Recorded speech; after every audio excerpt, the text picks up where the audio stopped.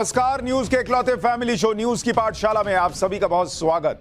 मैं हूं सुशांत सिन्हा। ये वो पाठशाला जहां सबकी क्लास लगती है। सबसे पहले आपको बता दूं कि आज पाठशाला में क्या क्या है और कौन कौन सी क्लास लगने वाली है। शराब घोटाले पर वो तस्वीर दिखाऊंगा जिसे देखकर केजरीवाल को भी झटका लगेगा। इसके अलावा संजय सिंह और केजरीवाल मोदी मोदी कर रहे हैं, लेकिन कोर्ट ने तो कुछ और ही कह दिया। आज आपको वो भी दिखाऊंगा। वो मोबाइल फोन जो संजय सिंह और केजरीवाल को मुसीबत में डालेगा क्या, आज उसकी भी बात होगी। सट्टा कंपनी का पैसा किस किस बॉलीवुड स्टार को जेल भेजेगा, आज उसकी बात होगी।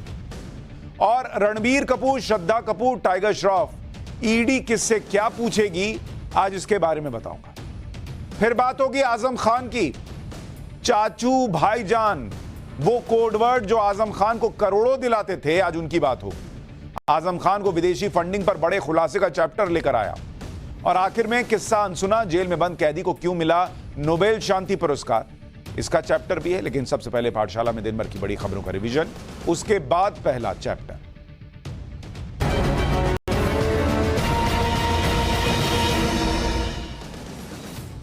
पटना के सबसे बड़े अस्पताल में उस वक्त हंगामा खड़ा हो गया जब सिक्योरिटी गार्ड्स ने एक शख्स पर लाठी डंडों से ताबड़तोड़ हमला किया। इस दौरान मौके पर मौजूद एक शख्स ने पूरी घटना का वीडियो बनाया। वीडियो बना रहा शख्स बार बार छोड़ देने की गुहार भी लगाता रहा, लेकिन पटना एम्स के प्राइवेट सिक्योरिटी गार्ड्स बेरहमी से उसकी पिटाई करते रहे और चंद सेकंड में ही पीट पीट कर उसे लगभग अधमरा कर दिया। दिल्ली के पास गाजियाबाद में एक शख्स ने दिन दहाड़े नाबालिग लड़की पर तलवार से हमला बोल दिया। ताबड़तोड़ हमला करके लड़की को बुरी तरह घायल कर दिया। लड़की बार बार रहम की गुहार लगाती रही, लेकिन हमलावर रुका नहीं। जब लोगों ने हमलावर को रोकने की कोशिश की तो उसने तलवार के साथ दौड़ लगा दी। हालांकि लोगों ने उसे पकड़कर पुलिस के हवाले किया। बताया जा रहा है कि आरोपी लड़की के पिता के साथ मजदूरी का काम करता है। उत्तर प्रदेश के झांसी में आयोजित हुए जल विहार मेला महोत्सव के दौरान जबरदस्त हंगामा हो गया।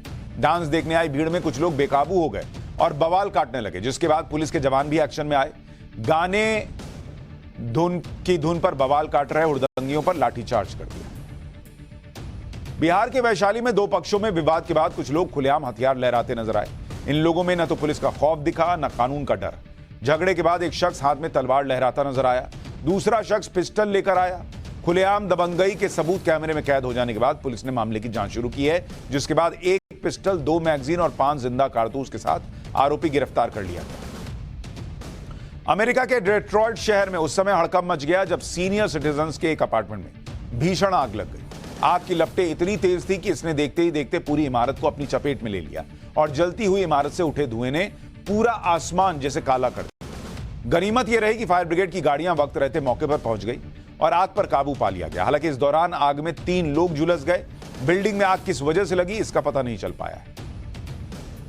दक्षिण कोरिया के पोचियोन से दर्दनाक हादसे का हैरान करने वाला वीडियो सामने आया। यहां एक हेलीकॉप्टर झील से पानी भरने गया था, तभी अचानक तकनीकी खराबी की वजह से पायलट वहां से उड़ान भर नहीं पाया और सीधे पानी में हेलीकॉप्टर चला। बताया जा रहा है कि आग बुझाने के लिए इस हेलीकॉप्टर की मदद ली जा रही थी, लेकिन उल्टा हेलीकॉप्टर ही हादसे का शिकार था। ये हो गया दिन भर का रिवीजन और पाठशाला की पहली क्लास, जिसमें आपको बताऊंगा कि शराब घोटाले पर वो तस्वीर कौन सी है जिसे देखकर खुद केजरीवाल को झटका लगेगा। संजय सिंह, केजरीवाल मोदी मोदी कर रहे, कोर्ट ने तो कुछ और ही कहा।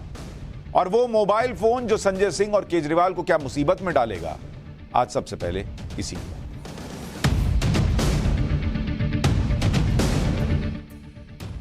संजय सिंह के मामले को लेकर आम आदमी पार्टी लगातार हंगामा मचाए हुए कि अरे भाई इनको उठा के अंदर कर दिया, अरे भैया ये तो मोदी जी डर गए, वगैरह वगैरह। ये लगातार चल रहा है। केजरीवाल की पार्टी को विपक्ष का पूरा साथ तो नहीं मिल रहा, लेकिन ये फिर से आरोप जरूर लगाए जा रहे हैं कि जांच एजेंसियों का ये दुरुपयोग हो रहा है संजय सिंह को अंदर डालने के लिए। अरविंद केजरीवाल भी कह रहे हैं कि उनके लोगों पर जो भी केस किए जा रहे हैं वो सारे फर्जी हैं और इसका मकसद सिर्फ लोगों को एजेंसीज और जांच में उलझाए रखना है। लेकिन क्या बात इतनी सीधी है जितनी अरविंद केजरीवाल दावा कर रहे हैं? इसे आप कोर्ट की बातों से समझ सकते हैं जो संजय सिंह की रिमांड को लेकर कोर्ट ने कही। क्योंकि केजरीवाल जी तो जिसका नंबर आता है, जो जेल जाता है, उसको तुरंत पॉकेट से निकालते हैं, सर्टिफिकेट दे देते, कह रहे नहीं ये तो ईमानदार है। लेकिन जो अंदर जाता है वो महीनों महीनों बाहर ही नहीं आ पाता। अब संजय सिंह जो है वो रिमांड में लेकर उनसे पूछताछ चल रही है और केजरीवाल फिर कह रहे हैं कि कुछ हुआ ही नहीं, शराब घोटाले जैसी कोई चीज ही नहीं है। लेकिन कोर्ट ने क्या कहा है अगर आप सुनेंगे तो केजरीवाल और संजय सिंह जो मोदी मोदी कर रहे हैं उससे अलग कोर्ट क्या कह रहा है आपको पता चलेगा। दरअसल दिल्ली की जिस राउस एवेन्यू कोर्ट ने संजय सिंह को 5 दिन की ईडी रिमांड में भेजने का ऑर्डर दिया, उस कोर्ट के ऑर्डर में बड़ी बातें ये लिखी हुई हैं कि संजय सिंह की गिरफ्तारी, बहुत ध्यान से सुनिए, ये कोर्ट ने रिमांड देते वक्त अपने ऑर्डर में लिखा है कि संजय सिंह की गिरफ्तारी ना तो अनवारंटेड थी ना ही अनरीजनेबल थी। यानी खुद अदालत कह रही है कि संजय सिंह की गिरफ्तारी ना तो बेवजह है और ना गैर जरूरी है। यानी जो लोग भी हंगामा कर रहे हैं कि नरेंद्र मोदी डर गए, अरेस्ट करवा दिया, नरेंद्र मोदी डर गए, पूछताछ के लिए बुला लिया, कोर्ट कह रहा है कि भैया ये गिरफ्तारी बेवजह नहीं हुई है। और अब सवाल यह है कि कोर्ट को ऐसा क्या दिख गया भाई कि जज को लगा कि संजय सिंह की गिरफ्तारी बेवजह नहीं है। भाई कुछ तो दिखा होगा, तब ना जज साहब ने ऑर्डर में लिखवा दिया कि नहीं नहीं बेकार का अरेस्ट नहीं हुआ। याद क्या दिखा जज साहब को, मैं आपको बताता हूं। कोर्ट ने इसकी वजह भी बताई कि क्यों कोर्ट को यह गिरफ्तारी बेवजह की नहीं लगती। आखिर संजय सिंह की गिरफ्तारी क्यों सही है, कोर्ट के ऑर्डर में इसको लेकर क्या कहा गया है। संजय सिंह की गिरफ्तारी इसलिए अनुचित और अतार्किक नहीं है क्योंकि उनके खिलाफ इस मामले में अपराध की आय से संबंधित गतिविधियों से सीधे तौर पर जुड़े होने के आरोप लगे। कोर्ट के सामने रखी गई सामग्री से अपराध की आय से संबंधित गतिविधियों के साथ संजय सिंह के सीधे कनेक्शन का आरोप है। ईडी ने संजय सिंह पर आरोप लगाया है कि प्रोसीड्स ऑफ क्राइम से जुड़े 2 करोड़ रुपए लेने में संजय सिंह डायरेक्टली जुड़े हैं, सीधे तौर पर। ईडी के मुताबिक शराब घोटाले में आरोपी से सरकारी गवाह बन चुके दिनेश अरोड़ा के जरिए संजय सिंह को पैसे मिले थे। कोर्ट ने यह पाया कि दिनेश अरोड़ा के बयान से संजय सिंह के इस मामले में इन्वॉल्वमेंट का पता चलता है और कोर्ट ने कहा कि अभी इस स्टेज पर यह दिखाने के लिए रिकॉर्ड पर कुछ भी नहीं है कि सरकारी गवाह दिनेश अरोड़ा गलत बयान दे रहा है। कोर्ट कह रहा है कि ऐसा कुछ भी आप लोग नहीं दिखा रहे हैं कि भाई दिनेश अरोड़ा झूठ बोल रहा है या गलत बोल रहा है, तो कैसे इस आदमी को रिमांड में ना भेजें।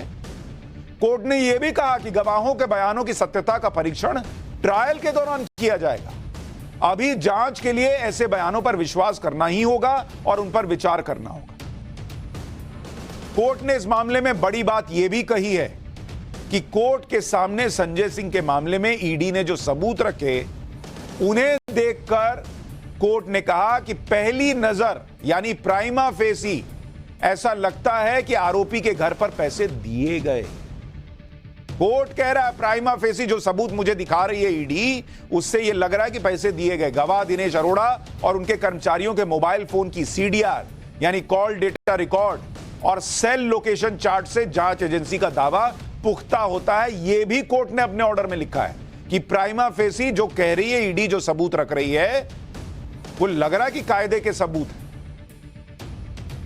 यानी हंगामा, पॉलिटिकल हंगामा करना तो बहुत आसान है बॉस, कि मोदी जी ने करा दिया, मोदी जी ने करा दिया। अदालत आपके पॉलिटिकल बयानों से नहीं चलता ना, वो तो फैक्ट्स पे चलता है। ईडी दिखा रहा है कि भैया ये देखिए कॉल डेटा रिकॉर्ड 2017 से दिनेश अरोड़ा और संजय सिंह एक दूसरे को जानते हैं, फलाने दिन इतने बजे बात हुई है। और फिर जैसे मोबाइल होता है तो हर मोबाइल का जो नेटवर्क है उससे स्टैब्लिश होता है कि किस वक्त आप कहां थे।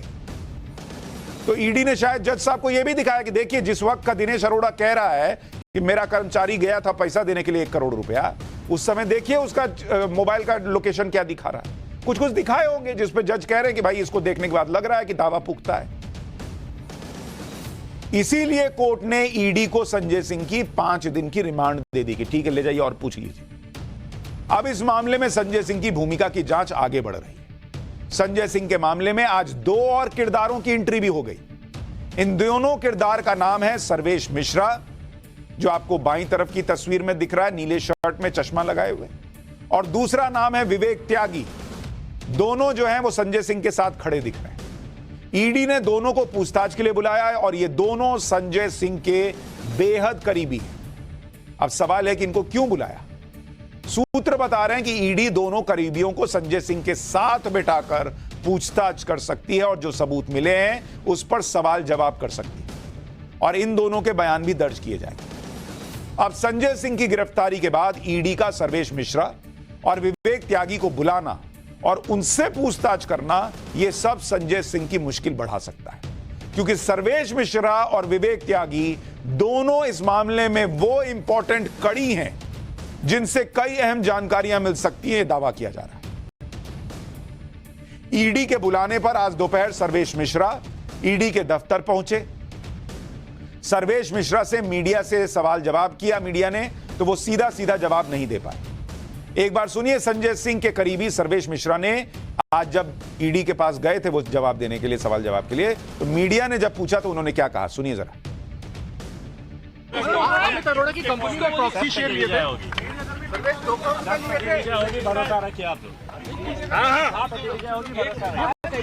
मिश्रा तारीख की बात हो रही है, सत्य की विजय होगी। क्या विवेक त्यागी के शेष है? क्या विवेक त्यागी के शेष है अमित अरोड़ा किसने? सत्य की विजय होगी।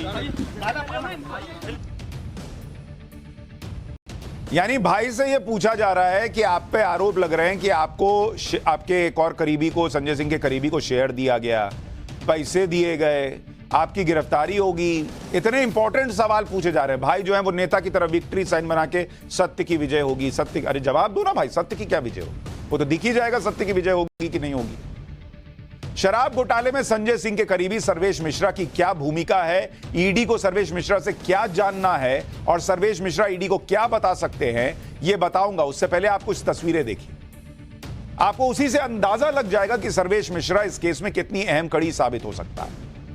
यह तो सबको पता है कि सर्वेश मिश्रा संजय सिंह के करीबी हैं, तो जाहिर है संजय सिंह के साथ सर्वेश मिश्रा की कई तस्वीरें उपलब्ध हैं जिसमें दोनों साथ दिख रहे हैं, कोई बड़ी बात नहीं है। देखिए संजय सिंह सर्वेश मिश्रा साथ में फोटो में दिख रहे हैं।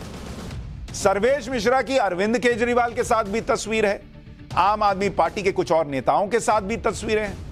भाई अब सर्वेश मिश्रा संजय सिंह के करीबी हैं तो जाहिर है कि तस्वीरें भी ये जो है दिख रही है, नहीं चौंकाती। भाई संजय सिंह का करीबी आदमी है, अरविंद केजरीवाल से मिलने चला गया, इसमें क्या बड़ी बात होगी। लेकिन अब जो तस्वीर मैं आपको दिखाऊंगा उसे देखकर काफी चीजें आपको क्लियर हो जाएंगी। अब देखिए ये तस्वीर, ये सर्वेश मिश्रा की एक और तस्वीर है और ये तस्वीर है दिनेश अरोड़ा के साथ, वही कारोबारी दिनेश अरोड़ा जो शराब घोटाले में आरोपी से गवाह बन गया है। यानी संजय सिंह के साथ सर्वेश मिश्रा की तस्वीर नहीं चौंकाती, सर्वेश मिश्रा की केजरीवाल के साथ तस्वीर नहीं चौंकाती, लेकिन सर्वेश मिश्रा की तस्वीर अगर दिनेश अरोड़ा के साथ मिल रही है जिस मामले में गवाह है और जो यह दावा कर रहा है कि उसने संजय सिंह के घर पे पैसे भिजवाए थे, उसी के साथ उसकी कंधे पे हाथ रखी फोटो भी दिख रही है, तो कई सवाल खड़े हो रहे हैं। वही दिनेश अरोड़ा जिसके जरिए ईडी संजय सिंह तक पहुंची, वही दिनेश अरोड़ा जिस पर संजय सिंह और मनीष सिसोदिया को करोड़ों की रिश्वत देने का आरोप है, और यही दिनेश अरोड़ा सर्वेश मिश्रा का इतना करीबी है कि दिनेश अरोड़ा ने अपनी फेसबुक पोस्ट में सर्वेश मिश्रा के जन्मदिन पर उसे लंबी चौड़ी बधाई दी है और उसमें लिखा है कि सर्वेश मेरा छोटा भाई है, हम हमेशा एक दूसरे के साथ खड़े हैं। इस फेसबुक पोस्ट में दिनेश अरोड़ा ने सर्वेश मिश्रा, संजय सिंह की पत्नी अनीता और विवेक त्यागी जो संजय सिंह का एक और करीबी है, सबको टैग भी किया हुआ है, हैप्पी बर्थडे ब्रो।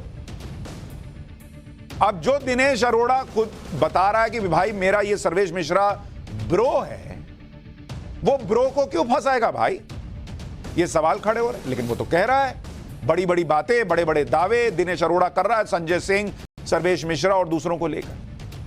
अब संजय सिंह और दिनेश अरोड़ा एक दूसरे को अच्छे से जानते हैं, यह पहले ही साबित हो चुका है, इसकी तस्वीरें भी मौजूद हैं। दिनेश अरोड़ा संजय सिंह के करीबी सर्वेश मिश्रा को भी अच्छी तरह से जानता है, यह भी तस्वीरों से पता चल रहा है। शराब घोटाले में संजय सिंह के करीबी सर्वेश मिश्रा की एंट्री अचानक नहीं हुई है। हमने आपको पाठशाला में बताया था कि इसी साल मई में ईडी ने संजय सिंह के करीबियों पर भी छापे मारे थे और कुछ ठिकानों पर सर्च ऑपरेशन किया था। तब संजय सिंह ने खुद बताया था कि उनके दो करीबी अजीत त्यागी और सर्वेश मिश्रा के ठिकानों पर ईडी ने छापा मारा है। सर्वेश मिश्रा के ठिकानों पर छापेमारी से संजय सिंह इतना भड़क गए थे कि उन्होंने मोदी सरकार को सीधे चैलेंज दिया था कि इन दोनों पे क्या कार्रवाई करते हैं, आओ मुझसे पूछो, मुझसे लड़ो। सुनिए कैसे संजय सिंह खुद ईडी को चैलेंज कर रहे थे कि एक बार मुझसे पूछताछ करके देखो, इन दोनों से क्या पूछते हो। तो इनके साथियों के घर छापेमारी करो। तो किसके यहां छापेमारी की? विवेक त्यागी के यहां, अजीत त्यागी के यहां, सर्वेश मिश्रा के यहां, उनके यहां छापेमारी की। और छापेमारी में उन लोगों के फोन उठा के ले गए। दुनिया की सबसे बड़ी पार्टी के प्रमुख बताते हो अपने आप को, और लड़ किससे रहे हो? सर्वेश मिश्रा, विवेक त्यागी, अजीत त्यागी। हमसे लड़ो ना, हमसे लड़ो, हमारी जांच कराओ। अब मुझे पकड़ के जाइए, डालिए जेल में। हमारे साथ में रहने वाले लोगों को, उनको आप मुकदमे डाल। आप मुझे बुलाइए ना, ईडी वालों को कहिए मोदी जी मुझे बुलाइए, ये सारे कागज मैं लेके जाऊंगा। एक बार मुझे बुलाइए, मैं मोदी जी आपकी ईडी को और आपको विश्वास दिलाना चाहता हूं, पूरे देश के सामने उजागर करूंगा एक्साइज पॉलिसी की जांच आप कैसे कर रहे हैं। अब 26 मई 2023 तक संजय सिंह चैलेंज ठोक रहे थे कि मुझे बुलाओ, मोदी जी मुझे बुलाइए, ईडी मुझे बुलाओ, मैं बताऊंगा आप लोग कैसे जांच करते हो। और अब जब ईडी बुलाकर ले गई, पकड़कर ले गई, गिरफ्तार करके ले गई और पूछताछ कर रही है, तो कह रहे हैं मोदी जी अडानी के नौकर हैं, ये तो डर गए हैं, चुनाव हार रहे हैं इसलिए मुझे पकड़ लिया। ये भाई चित भी मेरी पट भी मेरी, पहले मुझे पकड़ो, उनको क्यों पकड़ रहे हो? और फिर पकड़ लिया तो देखिए डर गए इसलिए पकड़ रहे हैं। संजय सिंह के करीबी सर्वेश मिश्रा और विवेक त्यागी का इस पूरे मामले में क्या रोल है, अब इसे भी आपको बताता हूं। ईडी की रिमांड कॉपी के मुताबिक दिनेश अरोड़ा की तरफ से संजय सिंह के घर पर 2 करोड़ रुपए कैश 2 किस्त में पहुंचाए गए, 1-1 करोड़ करके। ये 2 करोड़ रुपए दिनेश अरोड़ा के एक कर्मचारी ने संजय सिंह के घर पर संजय सिंह के करीबी किस व्यक्ति को दिए? सर्वेश मिश्रा को दिए। ये ईडी कह रही है कोर्ट के सामने खड़े होकर, रिमांड कॉपी में लिखा है। ये सर्वेश मिश्रा जिसको बुलाया पूछताछ के लिए, जिसे दिनेश अरोड़ा जो है वो फेसबुक पोस्ट में ब्रो लिख रहा है, छोटा भाई बता रहा है, संजय सिंह बमक जा रहे हैं कि अरे सर्वेश मिश्रा से कैसे पूछ लिए। ईडी दावा कर रही है कि यही सर्वेश मिश्रा था जो संजय सिंह के बदले 1 करोड़ रुपया लिया था। अब ईडी बाद में साबित करेगी, लेकिन अभी तो यही लिख रही है। ईडी ने बताया कि दिनेश अरोड़ा के बयान के अलावा उनके पास कुछ और सबूत हैं, जैसे कॉल डिटेल रिकॉर्ड और दिनेश अरोड़ा के कर्मचारी और सर्वेश मिश्रा के सेलफोन लोकेशन, जो दिनेश अरोड़ा के दावे को पुख्ता करते हैं। ईडी ने यह भी दावा किया कि दिनेश अरोड़ा ने 2 करोड़ रुपए देने के बाद संजय सिंह को फोन करके यह कंफर्म भी किया कि उसके कर्मचारी ने संजय सिंह के करीबी सर्वेश मिश्रा को पैसे दे दिए। ईडी के मुताबिक सर्वेश मिश्रा संजय सिंह का करीबी है और पर्सनल सेक्रेटरी भी रहा है। ईडी ने संजय सिंह की रिमांड मांगते वक्त कोर्ट को यह भी बताया था कि सर्वेश मिश्रा, विवेक त्यागी और कंवरवीर सिंह तीनों का आमना सामना संजय सिंह के साथ कराना है और पूछताछ करनी जरूरी है। संजय सिंह की रिमांड मांगने का एक आधार यह भी रखा गया था। संजय सिंह के मामले में जो लेन देन की रकम है, उसके बारे में ईडी की रिमांड कॉपी में जो लिखा है वो भी आपको बताता हूं। संजय सिंह को जो 2 करोड़ रुपए दिए जाने का आरोप लग रहा है, उसमें से 1 करोड़ रुपए दिनेश अरोड़ा ने शराब घोटाले में एक आरोपी और शराब कारोबारी समीर महेंद्रू से लिए थे। यह ईडी का दावा है। दिनेश अरोड़ा ने समीर महेंद्रू से 1 करोड़ रुपए अगस्त से अक्टूबर 2021 के बीच लिए और यह रकम आरोपी विजय नायर के कहने पर गोवा चुनाव के लिए गए। कौन विजय नायर? जो ऑलरेडी जेल में है। 1 करोड़ रुपए के बदले में विजय नायर ने समीर महेंद्रू की शराब कंपनी इंडो स्पिरिट्स के लिए होलसेल लाइसेंस का इंतजाम करवाया था। यह ईडी का आरोप है। संजय सिंह को एक और किस्त में 1 करोड़ रुपए दिए गए थे। यह रकम भी दिनेश अरोड़ा ने पहुंचाई थी। दिनेश अरोड़ा ने यह 1 करोड़ रुपए शराब घोटाले के एक और आरोपी अभिषेक बोयनपल्ली से लिया। Abhishek Hyderabad best beauty salon chain का मालिक है, जो साउथ लॉबी की तरफ से शराब घोटाले में डील कर रहा था, यह कह रही है। दिनेश अरोड़ा ने यह 1 करोड़ रुपए अभिषेक से मार्च 2022 से अप्रैल 2022 के बीच लिए और यह रकम भी आम आदमी पार्टी के फंड के नाम पर लिए गए। ईडी के मुताबिक संजय सिंह को मिले इन्हीं 2 करोड़ रुपए की उस आपराधिक साजिश का हिस्सा है जिसकी जांच सीबीआई शराब घोटाले में कर रही है। और इसीलिए उस दिन कोर्ट में बात चल रही थी मनीष सिसोदिया के बेल के दौरान कि जब अगर पैसा आम आदमी पार्टी के नाम पर लिया गया, उस फंड के नाम पे लिया गया, तो आम आदमी पार्टी को क्यों नहीं बनाया है भाई आरोपी? यह भी ईडी से पूछा गया था। खैर, अब वो बनाएगी आम आदमी पार्टी को, नहीं बनाएगी, वो अलग आगे पता चले। फिलहाल ईडी जो दावे कर रही है, जो आरोप लगा रही है, उसकी एक एक डिटेल आपको बता रहा हूं। संजय सिंह एक और करीबी हैं विवेक त्यागी। उनके रोल के बारे में ईडी की रिमांड कॉपी में क्या लिखा है वो भी सुनिए। दिनेश अरोड़ा शराब कारोबारी अमित अरोड़ा के लिए काम कर रहा था। संजय सिंह ने दिनेश अरोड़ा को यह भरोसा दिया था कि वो मनीष सिसोदिया के जरिए शराब नीति में बदलाव करवा देंगे, जिससे अमित अरोड़ा को फायदा होगा। इसके बदले में यह सहमति बनी कि संजय सिंह की टीम के सदस्य विवेक त्यागी को अमित अरोड़ा के बिजनेस में हिस्सेदारी मिलेगी। यह तय हुआ कि अमित अरोड़ा की कंपनी अरालियाज हॉस्पिटैलिटी प्राइवेट लिमिटेड में संजय सिंह का जो करीबी है विवेक त्यागी, उसको स्टेक होल्डर बना दिया जाएगा। इसके लिए अमित अरोड़ा, दिनेश अरोड़ा और विवेक त्यागी के बीच एक अनसाइंड मेमोरेंडम ऑफ अंडरस्टैंडिंग हुआ, जिससे यह सुनिश्चित किया गया कि जो फायदा पॉलिसी में बदलाव कराकर अमित अरोड़ा को मिलेगा, उसकी कीमत हिस्सेदारी के तौर पर दी जाएगी।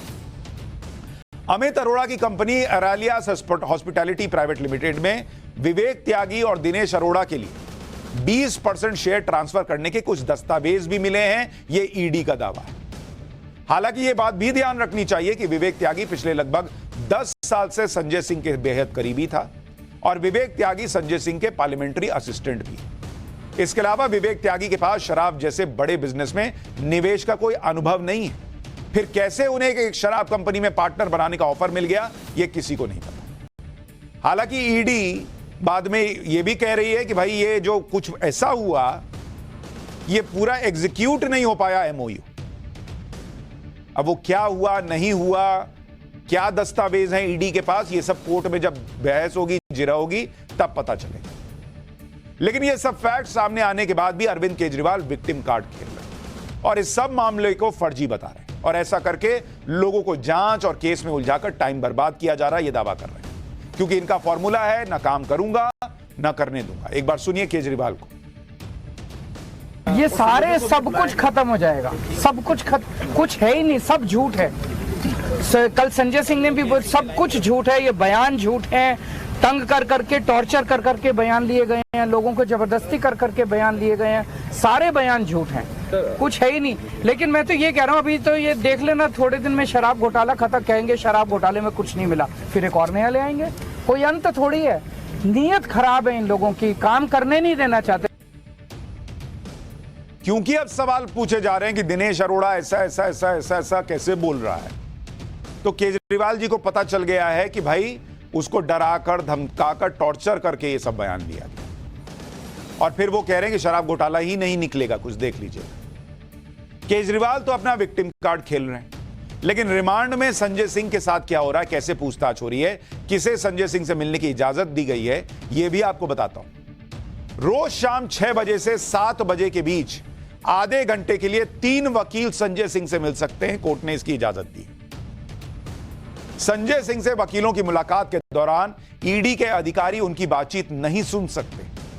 रोज शाम 6 से 7 बजे के बीच आधे घंटे के लिए संजय सिंह पत्नी और पिता से भी मिल सकते हैं। संजय सिंह से ईडी की पूछताछ ऐसे कमरे या जगह पर हो रही है जहां सीसीटीवी कैमरा भी लगा है। रिमांड में संजय सिंह से पूछताछ का पूरा सीसीटीवी फुटेज रिकॉर्ड करके रखने के लिए कहा गया है। संजय सिंह की हर 48 घंटे में मेडिकल जांच भी की जाएगी। दिन में 2 बार ब्लड प्रेशर चेक किया जाएगा, 1 बार डायबिटीज चेक होगी। अब देखना होगा कि संजय सिंह से 5 दिन की पूछताछ में ईडी को कौन कौन से ऐसे सबूत मिलते हैं कि वो इस केस को और स्ट्रांग बना पाएगी। क्योंकि अगर इसमें कड़ियां और जुड़ी तो मामले की जांच हो सकता है केजरीवाल तक भी पहुंच जाए। इसलिए केजरीवाल विक्टिम कार्ड खेलना पहले ही शुरू कर चुके हैं, यह भी लोग कह रहे हैं। केजरीवाल भले ही विक्टिम कार्ड खेलें, कहें शराब घोटाला नहीं हुआ, लोगों को डरा धमका कर बयान लिए जा रहे हैं, जो भी कहें, लेकिन खुद विपक्ष में केजरीवाल की परवाह नहीं की जा रही है। विपक्ष में परवाह इस बात की हो रही है कि मोदी से लड़ने के लिए इंडी गठबंधन की आगे की प्लानिंग क्या। आज मल्लिकार्जुन खड़गे और राहुल गांधी दिल्ली में शरद पवार से मिले। सूत्रों के मुताबिक आज की बैठक में इंडी गठबंधन की आगे की रणनीति पर चर्चा हुई। इस बात पर भी चर्चा हुई कि इंडी गठबंधन की पार्टियां अलग अलग स्टेट में कैसे कैंपेन करेंगी, क्योंकि जो पहली संयुक्त रैली भोपाल में होनी थी वो तो कैंसिल हो गई। शरद पवार ने राहुल गांधी और मल्लिकार्जुन खड़गे के सामने यह बात भी रखी है कि महाराष्ट्र की कुछ क्षेत्रीय पार्टियां भी इंडी गठबंधन में शामिल होना चाहती हैं। यह बात भी ध्यान में रखने वाली है कि यह मुलाकात तब हुई है जब कुछ दिन पहले ही शरद पवार गौतम अडानी के साथ दिखे थे, उनके घर भी गए थे और गौतम अडानी के मुद्दे को राहुल गांधी नरेंद्र मोदी के खिलाफ सबसे बड़ा मुद्दा मानते हैं। ऐसे में यह भी संभव है कि बैठक में अडानी के मुद्दे पर भी चर्चा हुई। लेकिन इसमें बड़ी बात यह है कि मीटिंग दिल्ली में हुई, लेकिन दिल्ली में इंडी गठबंधन के एक बड़े साथी अरविंद केजरीवाल को इस मीटिंग में बुलाया ही नहीं गया। कांग्रेस और शरद पवार की अपने आप में मीटिंग हो गई। मैंने आपको पहले ही बताया था कि राहुल गांधी, मल्लिकार्जुन खड़गे, प्रियंका वाड्रा, इन्होंने कुछ भी मतलब एक ट्वीट तक नहीं किया है जो भी संजय सिंह वगैरह के साथ हो रहा है। कुछ एक आध लोगों ने कांग्रेस में बोल दिया, बस वही हो गया। यानी इंडी गठबंधन की चर्चा में केजरीवाल दूर दूर तक नहीं है, ना ही किसी को केजरीवाल की फिक्र दिख रही। जिस तरह से संजय सिंह के मामले में विपक्ष का रिस्पांस आया है, वो भी केजरीवाल को उत्साहित करने वाला नहीं है। इसके बावजूद आम आदमी पार्टी लगातार ये कह रही कि इंडी गठबंधन मजबूत है, इस मुद्दे पर सभी उनके साथ हैं। एक बार सुनिए केजरीवाल सरकार में मंत्री आतिशी ने क्या कहा। इंडिया अलायंस के सारे घटक दल एक साथ हैं, इंडिया अलायंस के सारे घटक दल एक साथ रहेंगे और चाहे जितनी ईडी, सीबीआई, इनकम टैक्स की रेड होती रहे, लेकिन इंडिया अलायंस आने वाले लोकसभा चुनाव में प्रधानमंत्री नरेंद्र मोदी जी को हरा कर रहेगा। आम आदमी पार्टी कह रही है कि इंडी गठबंधन एक है, कोई तनाव नहीं है, लेकिन अभी केजरीवाल को इंडी गठबंधन के समर्थन की जरूरत है, इसलिए उनके लोग इंडी गठबंधन की एकता की बातें कर रहे हैं। लेकिन इंडी गठबंधन में कांग्रेस इस बात को नहीं भूली कि कैसे पंजाब में उनके नेता को 4 दिन पहले गिरफ्तार करवाया गया था और तब केजरीवाल उसे सही ठहरा रहे। इसलिए जब भी संजय सिंह के मामले में कांग्रेस बोल रही है तो साथ साथ पंजाब में नेताओं की गिरफ्तारी की बात याद दिला दे रही है। जैसे कांग्रेस के महासचिव केसी वेणुगोपाल ने कहा कि ईडी के द्वारा संजय सिंह की गिरफ्तारी बीजेपी के बदले की राजनीति से प्रेरित है। राजनीतिक दलों के खिलाफ जांच एजेंसियों के प्रयोग का हम विरोध करते हैं। लेकिन केसी वेणुगोपाल ने संजय सिंह की गिरफ्तारी का जिक्र करते करते पंजाब में ड्रग्स के मामले में गिरफ्तार सुखपाल सिंह खैरा का भी जिक्र कर दिया।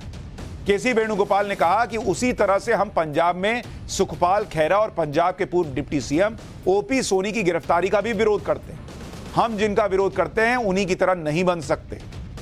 पर आम आदमी पार्टी को सुखपाल खैरा की भी याद दिला दी उन्होंने। पंजाब में आम आदमी पार्टी की सरकार में कांग्रेस के विधायक सुखपाल खैरा को एक पुराने ड्रग्स के मामले में गिरफ्तार किया गया था।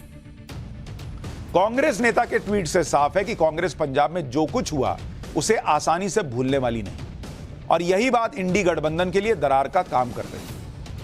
आप यह भी देखिए कि आम आदमी पार्टी एक तरफ इंडी गठबंधन की एकता की बात करती है, सभी दलों के एकजुट होने की बात करती है और दूसरी तरफ लोकसभा चुनाव के लिए अपनी तैयारी भी करती जा रही है। जैसे आम आदमी पार्टी को इंडी गठबंधन की रणनीति से कोई मतलब ही ना हो। आम आदमी पार्टी ने हरियाणा में लोकसभा चुनाव की तैयारी शुरू कर दी। आपने हरियाणा की 10 लोकसभा सीटों पर 10 प्रभारी भी नियुक्त कर दिए।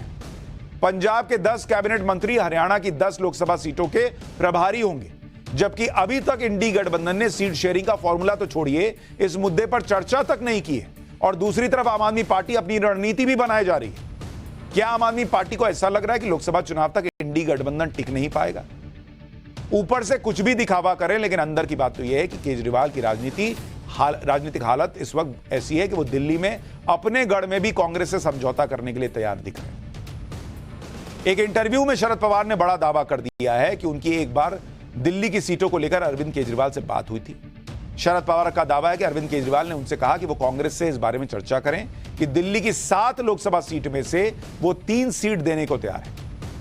जबकि अगर आप देखेंगे कि दिल्ली में केजरीवाल जी की क्या स्थिति है, अगर मैं आपको दिखाऊं, दिल्ली के अंदर आप देखेंगे जिस दिल्ली में शरद पवार का दावा है कि केजरीवाल सीट शेयरिंग के लिए तैयार हो गए, यहां विधानसभा में जो दिल्ली विधानसभा है उसमें कुल सीट है 70 विधानसभा सीट है। आम आदमी पार्टी के पास 62 सीटों की जीत का रिकॉर्ड है और कांग्रेस के पास है 0 सीट। फिर भी अगर शरद पवार कह रहे हैं कि केजरीवाल 7 लोकसभा में से 3 सीट कांग्रेस को देने को तैयार हो गए, तो इसका सीधा मतलब यह है कि केजरीवाल प्रेशर फील कर रहे हैं जो इस वक्त पॉलिटिक्स चल रही है उसको लेकर। ये सब जानते हैं कि दिल्ली केजरीवाल का मजबूत गढ़ है और यहां पर कांग्रेस का पिछले चुनाव में बहुत कमजोर प्रदर्शन था। फिर भी केजरीवाल अगर कांग्रेस को सीटें देने के लिए तैयार दिख रहे हैं तो इससे पता चलता है कि केजरीवाल इस वक्त कितना बेबस होते जा रहे हैं। और ये इसलिए है क्योंकि इस वक्त केजरीवाल की टीम भ्रष्टाचार के बड़े आरोपों से घिरी है और कई मामलों में उनके लोगों के खिलाफ जांच चल रही है और इस तरह के कयास लगाए जा रहे हैं कि हो सकता है जांच की आंच केजरीवाल तक भी पहुंच जाए। समाजवादी पार्टी के नेता आजम खान की मुश्किलों का पिटारा खुल गया। एक के बाद एक नए खुलासे हो रहे हैं। अब नया खुलासा यह हुआ है कि जौहर यूनिवर्सिटी को विदेशी फंडिंग कोड वर्ड से मिलती थी। इन कोड वर्ड्स का राज अब आयकर विभाग के अधिकारी धीरे धीरे खोल रहे हैं। इसके अलावा बॉलीवुड स्टार और जौहर यूनिवर्सिटी के कनेक्शन के बारे में भी ईडी जांच कर रही है। आरोप यह भी है, या जो भी आरोप है उनके बारे में आपको बताऊंगा कि आजम खान के अलावा दूसरा कौन समाजवादी पार्टी का नेता है जो आयकर विभाग के घेरे में आ रहा है। लेकिन आजम खान पर जो सबसे नया खुलासा हुआ है वो उन कोडवर्ड्स को लेकर है जिनके सहारे विदेशी फंडिंग लेने का आरोप है। आयकर विभाग के सूत्रों के मुताबिक जौहर यूनिवर्सिटी और ट्रस्ट से जुड़े लोगों से पूछताछ के दौरान आयकर विभाग को कुछ दस्तावेज मिले जिनमें कोडवर्ड और अमाउंट लिखा हुआ था। जैसे लिखा है गस 7,42,000 रुपए। अहमद कहा जा रहा है यह भी कोडवर्ड है। अहमद का मतलब 50 लाख रुपए। जैदी इसका मतलब है 1,20,00,000 रुपए। सैम इसका मतलब है 75 लाख रुपए। भाईजान का मतलब है 64 लाख रुपए और चाचू का मतलब है 1.5 करोड़ रुपए। आयकर विभाग को इस तरह के और भी कोड मिले हैं जिनके आगे अमाउंट लिखा हुआ है। आयकर विभाग अब जांच कर रही है कि कोड के आगे लिखी रकम का क्या मतलब है। क्या यह विदेशी फंडिंग की रकम है? क्या जौहर यूनिवर्सिटी को यह रकम दी गई? ये कोड नेम किन लोगों के लिए रखे गए हैं? जौहर ट्रस्ट के पास यह रकम कैसे और कहां से आई? ये सारी बातें अब जो है वो ढूंढी जा रही। इन सब सवालों के जवाब आयकर विभाग की टीम तलाश कर रही है और जिसके तार आजम खान तक जा रहे हैं क्योंकि जौहर यूनिवर्सिटी और जौहर ट्रस्ट आजम खान का ही है। दरअसल आजम खान की जौहर यूनिवर्सिटी के निर्माण और जौहर ट्रस्ट के टैक्स में हेरफेर के आरोप में आयकर विभाग ये जांच कर रहा है। आयकर विभाग के मुताबिक जौहर यूनिवर्सिटी की लागत 1,000 करोड़ रुपए हो सकती है। जौहर ट्रस्ट के पास यूनिवर्सिटी के लिए इतनी बड़ी रकम कहां से आई? आशंका है कि आजम खान ने सरकारी अधिकारियों और ठेकेदारों से वसूली की है। सीतापुर में आजम खान के करीबी अहमद जैदी के घर पर भी रेड पड़ी थी। अहमद जैदी को अरब देशों से फंडिंग की जानकारी आयकर विभाग को मिली है। अहमद जैदी के संबंध बॉलीवुड के एक अभिनेता के साथ होने की भी जानकारी मिली है। अहमद जैदी के पास से बॉलीवुड एक्टर की प्रॉपर्टी की जानकारी मिली। यह भी बताया जा रहा है कि बॉलीवुड एक्टर ने संदिग्ध लेन देन भी किया था। अब आयकर विभाग आजम खान के करीबी अहमद जैदी से बॉलीवुड एक्टर के बारे में जानकारी निकलवा रही। अभी तक एक्टर के नाम का पता नहीं चल पाया, लेकिन जल्दी ही इस मामले में कोई बड़ा खुलासा हो सकता है कहा जा रहा है। यह वो आजम खान है जिनका कभी उत्तर प्रदेश में जलवा होता था। आजम खान के जलवे के बारे में भी आपको बताऊंगा, लेकिन पहले यह देखिए कि जौहर यूनिवर्सिटी को बनाने के लिए आजम खान ने कहां से और कैसे कैसे फंडिंग जमा की। इनकम टैक्स विभाग से जुड़े सूत्रों के मुताबिक जौहर यूनिवर्सिटी को बजट दिलाने में अधिकारियों ने भी भूमिका निभाई थी। जौहर यूनिवर्सिटी में भव्य पंडाल के लिए संस्कृत विभाग ने 12.5 करोड़ रुपए मंजूर किए। सीएनडीएस मुख्यालय से 2 करोड़ रुपए एडवांस के रूप में दिए गए। पिछड़ा वर्ग आयोग ने ओबीसी छात्रों के हॉस्टल के लिए 2 करोड़ रुपए दिए। विधायकों ने विधायक निधि से यूनिवर्सिटी में हॉस्टल बनवाया। आरोप है कि आजम खान ने यूपी के 6 विभागों से यूनिवर्सिटी के लिए पैसा सैंक्शन करवाया। इन विभागों के करीब 106 करोड़ रुपए जौहर यूनिवर्सिटी के निर्माण में लगाए गए। आयकर विभाग और ईडी के तत्कालीन डीएम और सीडीओ से भी पूछताछ करने की बातें कही जा रही। यह था आजम खान का जलवा। उत्तर प्रदेश सरकार में मंत्री रहते हुए जनता की सेवा करने के बजाय आजम खान पर आरोप है कि अपना सपना पूरा करने के लिए सरकारी मशीनरी और सरकार के पैसे का जमकर इस्तेमाल। इतना ही नहीं, आजम खान ने जौहर यूनिवर्सिटी तक जाने वाली सड़क के किनारे दीवार तक बनवा दी थी जिससे सड़क की खूबसूरती बनी रहे, भले ही इससे आम जनता को परेशानी का सामना करना पड़े। रामपुर से यह रिपोर्ट देखिए। आजम खान ने अपने जौहर यूनिवर्सिटी के जौहर को बनाने के लिए और उसकी खूबसूरती के लिए कितनी सारी चीजें की थी, अगर मैं आपको ये बताऊं तो शायद फहरिस्त उसकी कम हो जाएगी। उसमें एक और नाम आता है दीवालों का लगाना। आजम खान ने देखिए इस तरीके से जो यूनिवर्सिटी तक जाने वाला पूरा रास्ता है उसमें कमर तक जो दीवारें हैं वो लगा दी थी और रोड के साइड में ये दीवारें लगा दी थी। उनसे फर्क नहीं पड़ता है कि आसपास किसके घर हैं, किसके गांव हैं। ये देखिए जैसे एक हाई स्कूल है, यहाँ पे आपको ये जो पीली बिल्डिंग दिखाई दे रही है हाई स्कूल है।